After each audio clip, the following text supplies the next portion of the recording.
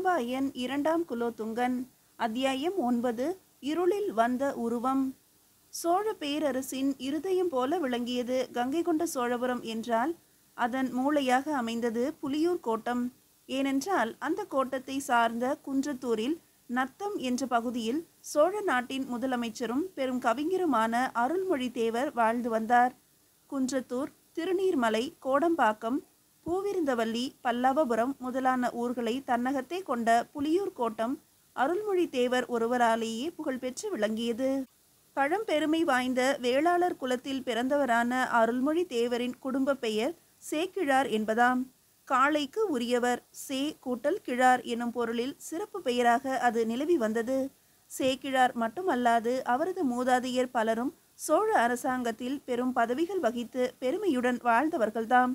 கண்டராதித்த சோழ மன்னர் காலத்தில் சேக்கிழான் அரையன் சங்கர நாராயணன் என்பவர் ஒருவர் அரசியல் அதிகாரியாக தொண்டாற்றி புகழ் பெற்றவர்.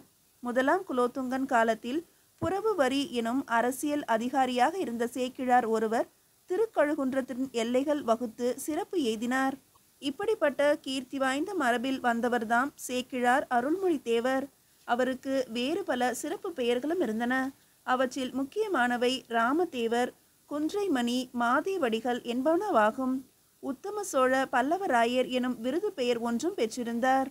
குன்றத்தூர் அன்று மிக குதூகலமாக விளங்கியது. மக்கள் எல்லோரும் மகிழ்ச்சி பொங்க ஒருவரையொருவர் சந்தித்து உரையாடி கொண்டிருந்தனர். சோழ நாட்டின் திலகமான சேக்கிழார் பல திங்கள்களுக்கு பிறகு தங்கள் ஊருக்கு வந்திருக்கிறார் என்ற மகிழ்ச்சிதான் மக்களிடையே நிலவி இருந்தது. அமைச்சர் அருள்மொழி தேவர் ஓராண்டில் சில நாட்கள்தாம் தமது சொந்த ஊரில் தங்கி இருப்பார். மற்ற நாட்களெல்லாம் நாடு முழுவதும் சுற்றுப்பயணம் செய்வதிலேயே கழிந்துவிடும். தில்லையிலும் கங்கை கொண்ட சோழபுரத்திலும் அவர் அதிக நாட்களை கழிப்பார். சிவபெருமானிடத்தில் எல்லையற்ற பக்தி பூண்டிருந்தவர் ஆதலின் பல திருத்தலங்களுக்கும் சென்று பல நாட்கள் வரையில் ஊன் உறக்கமின்றி தியானத்தில் ஆழ்ந்து விடுவதும் உண்டு. அப்படி அவர் தியானத்தில் மூழ்கும் திருத்தலங்களில் குறிப்பானது குடமூக்குக்கு அருகாமையில் உள்ள திருநாகேஸ்வரம் ஆலயமாகும். அவ்வாலயத்தில் எழுந்தருளியுள்ள இறைவன்பால் சேக்கிழார் அளவற்ற அன்பும் பக்தியும் கொண்டிருந்தார். அக்காரணம் பற்றியே அந்த திருநாகேஸ்வரம் கோயிலை போன்ற ஒன்றை தமது சொந்த ஊரான குன்றத்தூரில் எடுப்பித்து மன நிறைவு பெற்றார். சேக்கிழார் குன்றத்தூருக்கு வந்திருக்கிறார் என்பதால் மட்டுமே மக்கள் மகிழ்ச்சி கொண்டிருந்தார்கள் என்று சொல்லிவிட முடியாது. அவர்களது மகிழ்ச்சிக்கு வேறொரு காரணமும் இருந்தது. சோழ நாட்டின் கவி சக்கரவர்த்தியான ஒட்டக்கூத்தரும் அவருடைய அத்தியந்த நண்பரும் மாணவருமான புலவர் பெருமான் தண்டி ஆசிரியரும் மலரியிலிருந்து குன்றத்தூருக்கு வருகை தந்திருக்கிறார்கள் என்ற செய்தியும் மக்களின் மகிழ்ச்சியை இரட்டிப்பாக்கி அவர்களை குதூகலத்தில் ஆழ்த்தி வைத்திருந்தது. தமிழ் அன்னையின் தவ புதல்வர் மூவர் தங்கள் ஊரின் மண்ணை மிதித்திருக்கிறார்கள் என்று எண்ணும் போதே அவர்களது நெஞ்சமெல்லாம் புல்லரித்து உடல் புலகித்து குலுங்கியது. குன்றத்தூர் மக்கள் அனைவரும் இப்படி குதூகலத்தில் ஆழ்ந்து கிடந்தபோது நத்தத்தின் அழகிய தெரு ஒன்றில் அதன் நடுநாயகமாய் அரண்மனை போல அமைந்த ஒரு எழிலார்ந்த இல்லம் மட்டும் சர்வ அமைதியில் புதைந்திருந்தது. அந்த இல்லத்தின் உள்ளே உட்கார்ந்திருந்தவர்களும் அமைதி தேவதையை உபாசிப்பவர்கள் போல காணப்பட்டனர். அவர்கள் வேறு யாரும் அல்லர், அருள்மொழி தேவரும் ஒட்டக்கூத்தரும் தண்டி ஆசிரியரும் தாம் வட்டமாக அமர்ந்து வாய் திறவா மௌனிகள் போல வாட்டத்துடன் முகம் சோர்ந்து தோற்றமளித்தனர். சற்று முன்பு வரை அந்த இல்லத்தின் மேன் மாடத்தில் அமர்ந்து மிக இனிமையாக வீணை வாசித்து கொண்டிருந்த பரிவாதினி கூட இப்போது ஏனோ வாசிப்பதை நிறுத்திவிட்டிருந்தாள்.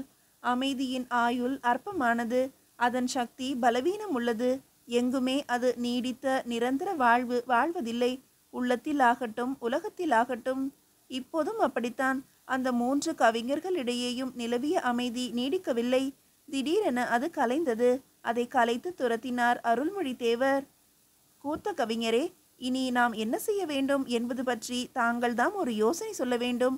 என்னால் ஆனவரை சிந்தித்து பார்த்து விட்டேன். ஆனால் ஒரு வழியும் எனக்கு புலப்படவில்லை என்றார் அருள்மொழி தேவர் கவலை நிறைந்த குரலில். ஆசுகவி பாடவே தெரிந்த நான் அரசியல் ஞானியான தங்களுக்கு என்ன ஆலோசனை சொல்ல முடியும்? தங்கள் கருத்தை அறிந்து போகத்தான் நான் இங்கு வந்திருக்கிறேன் என்று சிறு முறுவலுடன் சொன்னார் ஒட்டக்கூத்தர். நாட்டின் பல பாகங்களுக்கும் சென்று மக்களின் மனநிலை எப்படி இருக்கிறது என ஆராய்ந்து பார்த்தேன். பெரும்பான்மையான மக்கள் நம் மன்னரின் அந்த திட்டத்தை எதிர்ப்பதாக தெரியவில்லை. வைணவர்களில் சிலர் கூட அதில் ஒன்றும் தவறு இல்லை என்றுதான் நினைக்கிறார்கள். எனினும் முழுவதும் எதிர்ப்பே இல்லை என்றும் சொல்லிவிட முடியாது. எதிர்க்கும் சிறுபான்மையோர் சாதாரணமாக அல்ல, அதி தீவிர ஆவேசமாக எதிர்க்கிறார்கள். அப்படி எதிர்ப்பவர்கள் யார் என்று பார்த்தால் அவர்கள் வைணவ கோட்பாடுகளில் நம்பிக்கை உள்ளவர்களாகவும் தோன்றவில்லை. அந்த கோட்பாடுகளை அறிந்தோ மதித்தோ நடப்பவர்களாகவும் தெரியவில்லை. ராமானுஜரின் போதனைகளையே அலட்சியம் செய்து வருபவர்கள் அவர்கள். அப்படிப்பட்டவர்கள்தாம் குலோத்துங்கரின் திட்டத்தை எதிர்க்கிறார்கள். யாரோ ஒரு சிலரின் திட்டமிட்ட கட்டுப்பாடான பொய் பிரச்சாரத்தால் கவரப்பட்டு அந்த போதையிலே எதிர்க்கிறார்கள். எனினும் எதிர்ப்பாளர்கள் நாளுக்கு நாள் வளர்ந்து வருகிறார்கள் என்றுதான் தோன்றுகிறது. அதுதான் எனக்கு இப்போது கவலையை அளிக்கிறது. அப்படி கட்டுப்பாடாக மக்களிடையே எதிர்பிரச்சாரம் செய்து வருபவர்கள் யார் என்று அறிய முயற்சி செய்தீர்களா அமைச்சரே? முயன்றேன். ஆனால் முழு விவரமும் தெரியவில்லை. ஒரு விஷயம் மட்டும் ஓரளவுக்கு புலனாயிற்று. அரசரின் திருப்பணி திட்டத்தை எதிர்த்து பிரச்சாரம் செய்பவர்கள் உண்மையில் வைணவத்தின் பெருமையை காப்பாற்றும் நோக்கமுடையவர்கள் அல்லர். அந்த நோக்கம் என்ற போர்வையில் மறைந்து அனபாயருக்கு எதிரான அரசியல் சதி வேலையில் ஈடுபட்டிருப்பவர்களாகவே எனக்கு தோன்றுகிறது. அப்படியென்றால் அது மிகவும் ஆபத்தாயிற்றே. அதுதான் எனக்கு பெரும் கவலையை ஏற்படுத்திவிட்டிருக்கிறது. அந்த சதிகாரர்களின் உள்நோக்கம் என்னவாக இருக்கும்? அரசியல் சதி எப்போதும் ஆட்சி பீடத்தை பறிக்கும் எண்ணம் உள்ளதாகத்தான் இருக்கும். அவ்வளவு பெரிய சதியா? எப்படி இது தோன்றியது? எப்படி என்ற வினாவை விட ஏன் என்ற வினாவைத்தான் இங்கே போட்டு பார்க்க வேண்டும். உடனிருந்து கொள்ளும் நோய் போல சோழ அரசாங்கத்தில் எப்படியோ உடனிருந்து கெடுக்கும் எண்ணம் கொண்ட சிலர் நுழைந்து விட்டிருக்கிறார்கள். அவர்கள் யார் என்று கண்டுபிடிப்பது அத்துணை சிரமமானதா? சிரமம்தான். ஆனால் ஒரு நபர் மட்டும் எல்லோருக்கும் தெளிவாகிவிட்டார். யார் அந்த ஆள்? காளத்தி தேவனா? அல்ல, திருக்கோவலூர் சேதிராயர். ஆமாம், நானும் கேள்விப்பட்டேன். அவர் பகிரங்கமாவே அனபாயரை எதிர்த்து பிரச்சாரம் செய்து வருகிறாராம். இத்துணை காலம் சோழ அரசாங்கத்தின் வலதுகரம் போல உண்மையாக தொண்டாற்றி வந்த அவர் ஏன் இப்போது திடீரென்று இப்படி மாறினார் என்பதுதான் எனக்கு புரியவில்லை. திடீரென அவர் இப்படி மாறியதற்கு இதுதான் காரணமாக இருக்கும். அதாவது சேதிராயர் தம் மகள் முக்கோக்கிழானடியை சோழ நாட்டின் பட்டத்து ராணியாக்க வேண்டும் என்று கனவு கண்டிருப்பார். ஆனால் நம் அரசர் அனபாயரோ காடவராயரின் குமாரி ஏழிசை வல்லபியிடம் தனது மனதை பறிகொடுத்து விட்டிருக்கிறார். இதை அறிந்த சேதிராயர் தம் கனவு பங்கமுற்றதால் எதிர்ப்பணி அமைக்க துணிந்து விட்டார். ஒரு காலம் இந்த காரணமாக இருக்க முடியாது கூத்தரே. ஏனென்றால் குலோத்துங்கர் தில்லை திருப்பணிக்கு திட்டமிட்ட சில தினங்களுக்குள்ளாகவே சேதிராயரின் மனம் மாறிவிட்டது. அதன் பிறகுதான் குலோத்துங்கர் தில்லை கொட்டகாரத்தில் ஏழிசை வல்லபியை கண்டு அவள் பால் தம் இதயத்தை பறிகொடுத்தார். அப்படியானால் சேதிராயரின் மனமாற்றம் அரசியல் சம்பந்தப்பட்டதுதானா? ஐயமில்லை. ஆனால் அது சமயப்பற்று போர்வையில் மறைந்து வேலை செய்கிறது. அவர் சுயமாக இப்படி செய்கிறாரா அல்லது வேறு எவருடைய தூண்டுதல் பேரிலுமாவது செய்கிறாரா? சேதிராயர் ஒரு மாவீரரை தவிர அரசியல் நிபுணர் அல்லர். சதித்திட்ட எண்ணங்களுக்கு அந்த வீர உள்ளத்தில் இடமே இருக்காது. எனவே அவரை முன்னிறுத்தி அவருக்கு பின்னால் ஏதோ ஒரு தீய சக்தி சுயநல நோக்குடன் வேலை செய்கிறது என்று எனக்கு தோன்றுகிறது. அந்த சக்தி எதுவாக இருக்கும்? யாவராக இருப்பர்? அதை கண்டுபிடிப்பதில்தான் நான் இப்போது தீவிர கவனம் செலுத்தி வருகிறேன். நாடெங்கும் எனது ஒற்றர்கள் வெகு மும்முரமாக அந்த வேலையில் ஈடுபட்டிருக்கிறார்கள். இது அரசியல் சதியாக இருப்பதால் அனபாயரின் உயிருக்கு ஏதேனும் ஆபத்து நேருமோ? அதை நினைக்கும் போதுதான் என் நெஞ்சமெல்லாம் நடுங்குகிறது நண்பரே. இது குறித்து மன்னரிடம் சொல்லி எச்சரித்திருக்கிறேன். ஆனால் குலோத்துங்கர் அதற்கெல்லாம் கடுகளவும் பயந்தவராகவே தோன்றவில்லை. தில்லை திருப்பணிகளை தொடங்கும் காரியங்களில் அவர் இப்போது தீவிரமாக ஈடுபட்டிருக்கிறார். அவை சம்பந்தமாக இன்று காடவராயரை கண்டு பேச சேந்தமங்கலம் வந்திருப்பதாக எனக்கு செய்தி கிடைத்திருக்கிறது. பாலவராயரிடம் சொல்லி வேளக்கார படையினரை மிகுந்த விழிப்போடு இருக்கும்படி நீங்கள் எச்சரிக்க வேண்டும். அப்படித்தான் என் தம்பி பாலவராயனுக்கு கடுமையான கட்டளையிட்டிருக்கிறேன். அதனால்தான் அவன் கங்கை கொண்ட சோழபுரத்திலேயே தங்கி இருக்கிறான். ஆனாலும் அனபாயர் இப்போதெல்லாம் திடீர் என்று வெளியே போய்விடுகிறாராம். அடிக்கடி இளவந்திகை பள்ளிக்கு சென்று தனிமையில் அமர்ந்து எதை பற்றியோ தியானித்து கொண்டிருக்கிறாராம். வேளக்கார படையினரை கூட அருகில் நெருங்க விடுவதில்லையாம். இசையில் அவர் எண்ணம் இப்போது அதிகமாக ஈடுபட்டு இருக்கிறது என்றும் அறிந்தேன். வேந்தரின் இந்த போக்கை கண்டு நான் வியப்படையவில்லை. மன்மதன் நம் குலோத்துங்கரிடம் கரம் கோத்து விளையாட ஆரம்பித்திருக்கிறான், அவ்வளவே என்று கூறி சிரித்தார் ஒட்டக்கூத்தர்.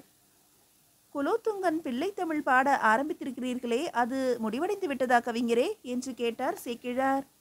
காப்பு பருவம், செங்கீரை பருவம், சப்பானி பருவம், முத்த பருவம் ஆகிய 4 பருவங்கள் வரை பாடி முடித்திருக்கிறேன். இன்னும் அம்புலி பருவம் ஒன்றுதான் மீதம் இருக்கிறது. அதை முடிப்பதற்குள் முன் குலோத்துங்கர் மீது ஒரு உலா பாடிவிட வேண்டும் என்ற எண்ணம் இப்போது எனக்கு ஏற்பட்டிருக்கிறது. ஏனென்றால் குலோத்துங்கர் மீது உலா பாட இதுதான் ஏற்ற தருணம் என்று குறும்புடன் சொல்லி சிரித்தார் கூத்தர். அவர் பேச்சில் தொக்கி இருந்த நகைச்சுவையை சேக்கிழாரும் தண்டி ஆசிரியரும் நன்கு ரசித்து சிரித்தனர். அருள்மொழி தேவர் கூத்தரை பார்த்து, கவிஞரே, நீங்கள் பாக்கியம் செய்தவர். கன்னி தமிழில் கவிதை பாடி இன்பமாக காலம் கடத்துகிறீர்கள். அதே வரம் பெற்று பிறந்த நானோ அவ்வின்பத்தை அனுபவிக்க முடியாமல் அரசியல் சேற்றில் காலை விட்டு கொண்டு தவிக்கிறேன். எனக்கு இந்த அமைச்சு தொழிலில் தொடர்ந்திருக்க கொஞ்சமும் விருப்பமில்லை. எந்தவித கட்டுத்திட்டங்களும் பொறுப்பு சுமைகளும் இன்றி வானம்பாடி போல கவலையற்று பறந்து திரிந்து தமிழ் கன்னியின் கற்பக சோலையில் உலா வர வேண்டும் என்று உள்ளம் துடிக்கின்றேன். இறைவன் எனக்கு எப்போது அந்த பேரை அளிக்கப் போகிறானோ தெரியவில்லை என்றார் விரக்தியுடன். உங்கள் கவலை நியாயமானதே. ஆனால் நீங்கள் அமைச்சு பொறுப்பிலிருந்து விலக இது நேரமல்ல.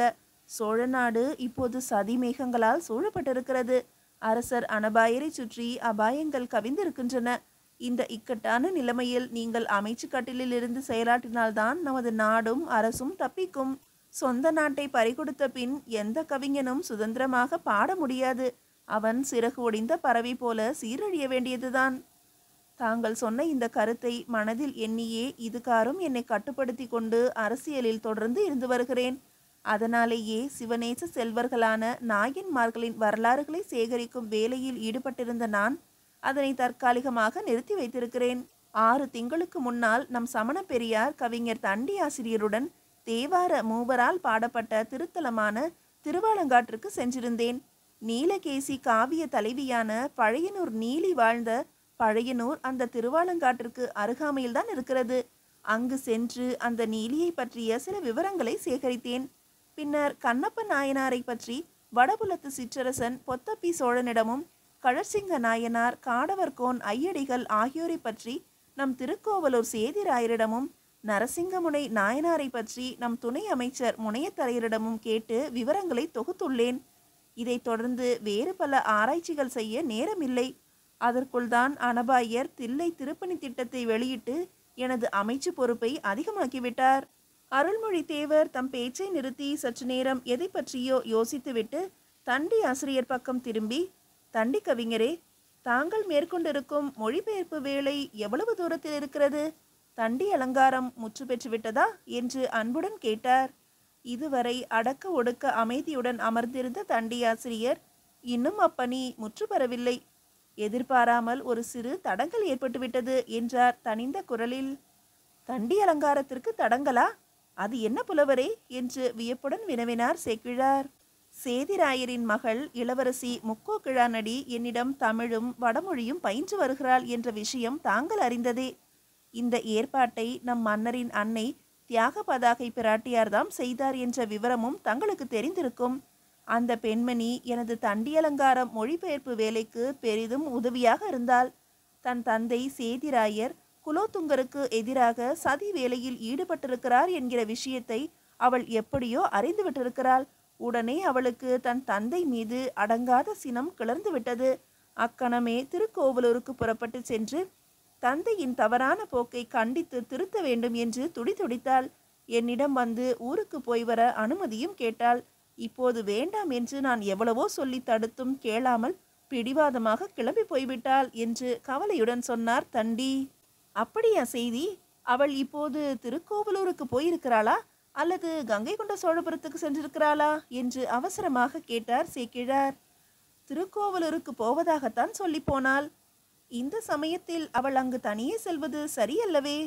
என்ன செய்வது? அவள் மிகவும் பிடிவாதக்காரி, கொஞ்சம் முரட்டு குணமும் கொண்டவள், எதற்கும் அஞ்சாத மனம் படைத்தவள். ஆணாக பிறந்திருந்தால் இந்த அவனியையே கட்டி ஆழ்வாள். பேரரசன் ஒருவனின் வயிற்றில் பிறந்திருக்க வேண்டியவள். சிற்றரசரான சேதிராயரின் செல்வியாக பிறந்துவிட்டாள். தமிழில் அவளுக்குள்ள ஆர்வமும் அபாரமான பாண்டித்யமும் என்னை பிரமிக்க செய்துவிட்டிருக்கின்றன. என்னுடைய தண்டி அலங்காரத்திற்கு அவளைத்தான் உரைநூல் எழுத பணிக்கலாம் என்று எண்ணம் இருக்கிறேன்.